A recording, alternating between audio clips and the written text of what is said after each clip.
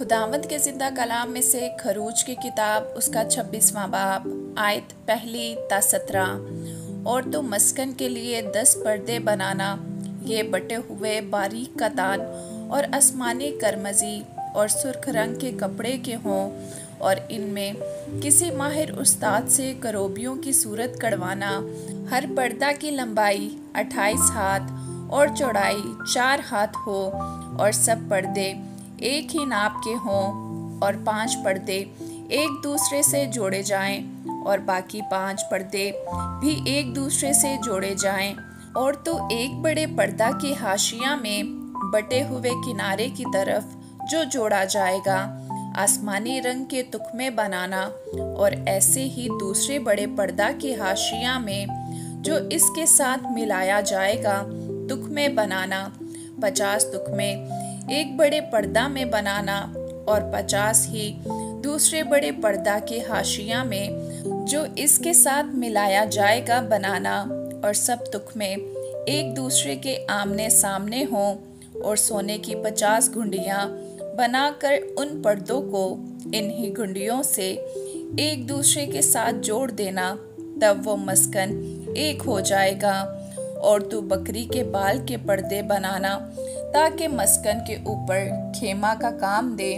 ऐसे पर्दे 11 हों, और हर पर्दा की लंबाई 30 हाथ और चौड़ाई 4 हाथ हो। वो 11 हों, पर्दे एक ही नाप के हों। और तू 5 पर्दे एक जगह और 6 पर्दे एक जगह आपस में जोड़ देना, और छठे पर्दा को खेमा के सामने मोड़कर दोहरा कर देना। और तू 50 तुखमे उस पर्दा के हाशिया में जो बाहर से मिलाया जाएगा, और 50 ही तुखमे दूसरी तरफ के पर्दा के हाशिया में जो बाहर से मिलाया जाएगा बनाना।